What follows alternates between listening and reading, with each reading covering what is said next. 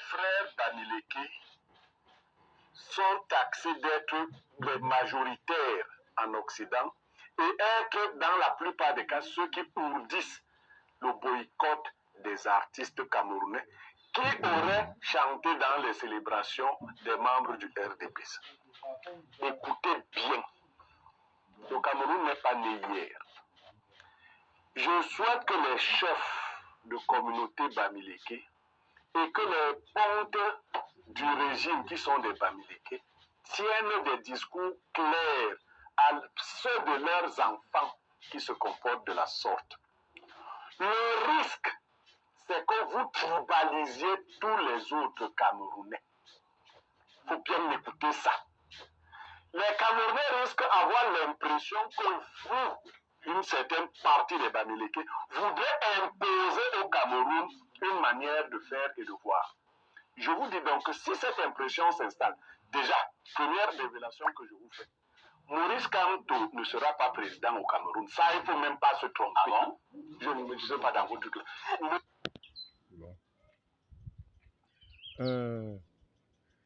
J'ai coutume de dire que la rationalité, l'objectivité et la vertu doivent être intégrées en nous. Certaines personnes veulent saper le travail que nous abattons sur les réseaux sociaux, le travail de sensibilisation que nous nous sommes donnés pour mission de faire. Question d'amener le peuple camerounais, le peuple du changement, à comprendre un certain nombre de choses, à comprendre qu'ils ne doivent pas être instrumentalisés. Je vais vous dire, ce monsieur soutient l'idée selon laquelle les Bamileke sont taxés d'être majoritaires en Occident.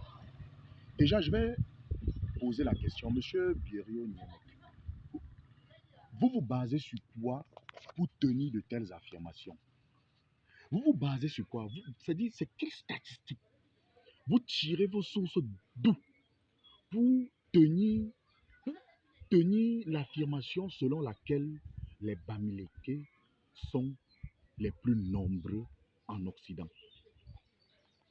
Deuxièmement, vous parlez du boycott des artistes.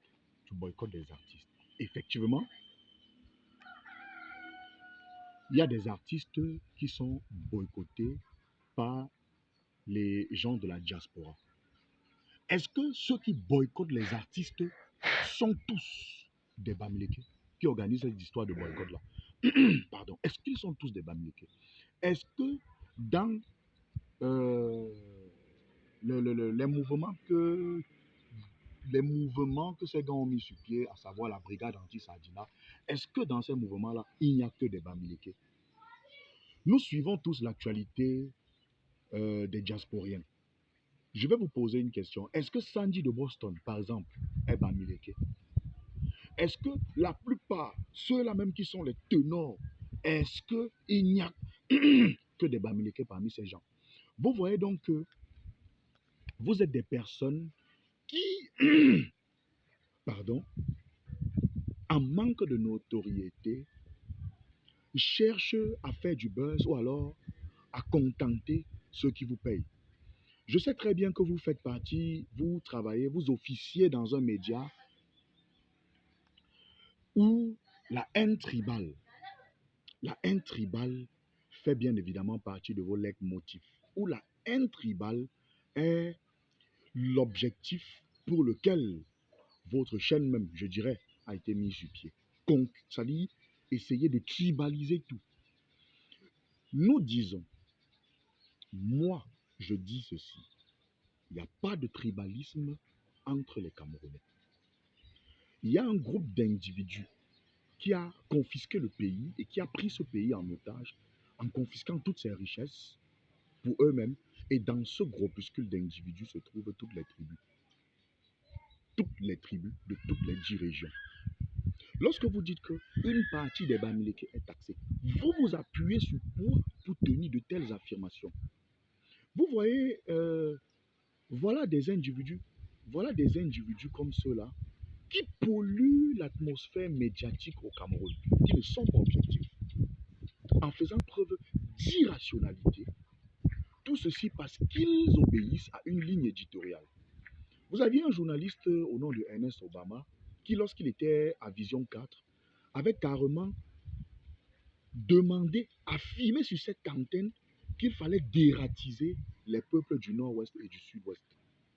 Et lorsqu'il est parti de cette chaîne, eh bien, quand on l'interviewait, il disait il obéissait à une ligne éditoriale. J'espère que vous n'allez pas tenir ce genre de discours plus tard. Parce qu'en réalité, des individus comme vous sont très dangereux pour le vivre ensemble. Lorsque vous dites certains Bamileke sont taxés, les Bamileke, pardon, sont taxés d'être les plus nombreux à l'étranger. Ça veut dire quoi? Ça veut dire que le, le petit garçon de 10 ans en classe de 5e, 4e, l'enfant, le petit gars de première terminale, lorsqu'il écoute ça, s'il est par exemple, je ne sais pas, Bassa, ou s'il est du Nord, il intègre directement dans sa tête que, en réalité, ce sont les Bamileke qui veulent, qui sont les plus tribalistes et qui tribalisent tout. Ce qui est d'ailleurs faux. Qu'est-ce que les gens de la diaspora, nos frères de la diaspora, qu'est-ce qu'ils revendiquent? Ils revendiquent un mieux-être pour tout le peuple camerounais, puisqu'ils sont là-bas. Ils voient comment ça se passe là-bas. Ils voient comment les gens sont bien traités là-bas. Et nous, avec les richesses que nous avons, ils se posent la question de savoir, ici même, si dans notre pays, si notre pays était mieux géré, honnêtement, nous serons même plus bien que ces gens-là. Mais qu'est-ce que les gens, par exemple, de la diaspora, revendiquent qui n'est pas légitime? Ils boycottent. Moi, par exemple, je dis boycott, mais c'est de la droite. Même si moi-même, je ne suis pas d'accord avec cette affaire de boycott. Mais je le dis, les arguments qu'ils avancent quand ils boycottent les artistes sont des arguments à prendre en compte. Ce sont des arguments légitimes. Voilà par exemple les employés, les ouvriers de Sosucam en Côte Membanjo qui grèvent depuis quelques jours. Ils grèvent pourquoi? Parce qu'ils réclament plus de 12 mois d'aéré de salaire. Déjà, ils sont très mal payés. Vous avez des gens qui perçoivent entre 35 000, 40 000 là-bas. 30, 35 000. Des gens qui sont... Je parle bien des ouvriers. Certains n'ont même pas de contrat de travail. Et ils réclament un mieux-être. Eh bien, parce qu'ils ont décidé de réclamer ce qui leur revient de droit, qu'est-ce qu'on a fait? On a utilisé la répression policière contre eux, au point où un ouvrier a été abattu. Vous ne pouvez pas parler de ce genre de choses. Les gens font comme si, les gens ignorent ça. Les gens grèvent parce qu'ils réclament un mieux-être, un bon traitement salarial. Eh bien, c'est comme ça qu'ils sont assassinés. Un ouvrier a été assassiné. Est-ce que c'est normal? Mais vous, ce que vous trouvez à dire, c'est devenu tribalisé. Donc tribalisé. Tout ceci pour contenter vos employeurs et ceux qui vous payent. Il y a des cabinets noirs, effectivement, des gens qui qui sont tapis dans l'ombre et qui vont tout faire pour saper le vivre ensemble dans notre pays. Vous allez entendre les propos du genre, un Bamileke ne sera jamais président dans ce pays. Vous allez entendre les propos du genre, quelle que soit l'adversité, le RDPC ne peut pas perdre les élections dans notre pays. Tout ceci pour s'aimer du trou, pour démobiliser les Camerounais qui s'inscrivent massivement sur les listes électorales. Ceci, c'est pour les décourager. Et en plus, ils renchérissent en disant, si vous continuez comme ça, d'ailleurs, votre Maurice Kamto ne sera jamais président dans ce pays. Il ne sera jamais président dans ce pays, pourquoi? Il n'est pas Camerounais. Même toi-même, tu peux être président dans ce pays. Est-ce qu'il n'est pas Camerounais? Il n'est pas Camerounais. Et d'ailleurs, tous ceux dont il a tenu comme affirmation dans son intervention sur cette chaîne tribaliste-là, dont je ne veux même pas citer le nom, effectivement, c'était dans l'optique d'arriver à Maurice Kamto pour dire qu'il ne sera jamais président dans ce pays. Et d'ailleurs, c'est ça qui pilule la toile en ce moment. Maurice Kamto ne sera jamais président dans ce pays. Il ne sera jamais président, pourquoi? Il n'est pas camerounais. Hein? Est-ce qu'il est animé d'une haine tribale comme vous? Et moi, je vous dis, lorsque ce pays va changer, je ne sais pas si vous aurez même encore le courage de marcher en route ou de parler même fort.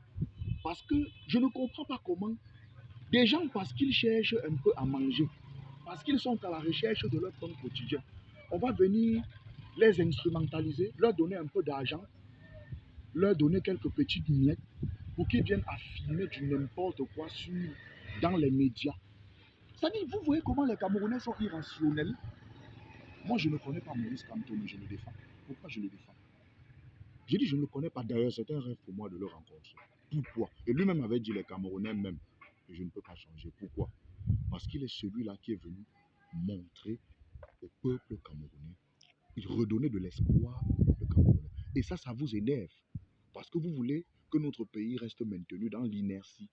Il n'y a pas d'eau, il n'y a pas de lumière, il n'y a pas de route. Les jeunes n'ont pas de travail, les jeunes n'ont rien. Voilà les jeunes qui sont en train de réclamer, ne serait-ce que le paiement de leur salaire. On les fouette, on les brutalise au point d'assassiner un des leurs, un parmi eux. Ce qui n'est pas d'ailleurs normal. On va rester, on ne va pas dénoncer ça. Voilà un chef traditionnel qui va jusqu'à entrer dans le domicile d'un individu, d'un citoyen camerounais vivant en Côte d'Or, le chasser, le frapper, le taper, au point de le chasser du village. Pour vous, vous ne dénoncez pas ça. Pour vous, c'est Maurice Kamto. Mais qu'est-ce que ce monsieur vous a même fait? Et au contraire, en faisant comme ça, c'est comme ça que Oum Niobé était traité. Oum Niobé sa tête avait été mise à prix. Il avait été taxé de tous les noms d'oiseaux pour chasser. Finalement, on l'a taillé. C'est comme ça que les colons l'ont assassiné.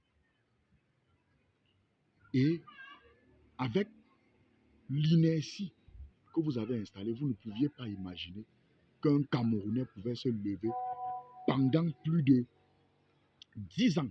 2013-2025, ça fait 12 ans. Donc pendant 12 ans, tenir tête à ce système. Parce que tous ceux qui ont essayé de tenir tête, on a fini toujours par les corrompre. Les gens de Dieu Momo, beaucoup d'opposants, ils ont fini toujours par être corrompus et inférieurs au système. Mais voilà quelqu'un qui a dit non. Et ça vous énerve. Mais travaillez tranquillement. Obéissez à votre ligne éditoriale. Peut-être que votre salaire a doublé. Peut-être que, vous savez, on paye des gens pour qu'ils viennent soutenir l'insoutenable, défendre l'indéfendable, dire ce qu'ils ne pensent pas dans les médias. Vous voyez? Parce qu'ils cherchent leur pain quotidien. Des gens qui cherchent des postes de nomination, ils espèrent parler comme ça pour que peut-être après 2025, s'ils sont encore là, eh bien, ils espèrent être nommés pour qu'on les nomme. Et c'est comme ça qu'il détruit le peuple. Un enfant de 10 ans qui entend ce genre de discours, comment est-ce qu'il grandit? Il grandit déjà en ayant une haine pour une tribu. Moi, je vous dis, mon frère, monsieur,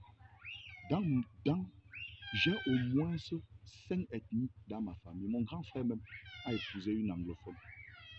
J'ai un frère qui a épousé une Bassa. L'autre a épousé une fille du centre. Et même dans ma famille, la grande soeur à mon père a épousé un Éton. Donc, on peut vous dire que tout ce que vous faites là, ça va retourner sur vous. Voilà un monsieur comme ça, qu'il se pourrait même qu'il a chassé les membres de sa famille dans la maison familiale. Il vient donner des leçons aux Camerounais. Il faut d'abord toi-même être intègre, mon ami. Mais quand on dit consultant dans une chaîne, vous consultant, c'est un travail. C'est-à-dire vous passez des journées à raconter du n'importe quoi. Mais allez travailler, allez faire un vrai travail. Au lieu de venir raconter des conneries sur les médias devant les gens. Allez travailler. Travaillez à sensibiliser la jeunesse. Parce que vous voulez être bien vu par vos patrons et par ceux du régime qui vont vous donner dans le noir quelques miettes. Ben, il faut que vous dites du n'importe quoi sur les réseaux sociaux, qui est une question de contenter ceux qui vous dépannent un peu. Parce que aucun Camerounais rationnel et objectif ne peut être d'accord avec les balivernes que vous racontez. Qui vous a dit que les Bamileke sont les plus nombreux, sont les seuls plus nombreux dans la diaspora? Et qui vous a même dit que seuls les Bamileke, ce sont seulement les Bamileke qui combattent dans la diaspora? Foutaise comme ça, dis donc, coupe les conneries là, les idiots comme ça là qui viennent détruire le vivre ensemble au Cameroun. Mais je vous dis, ça ne doit pas passer, parce que nous serons là pour sensibiliser le peuple.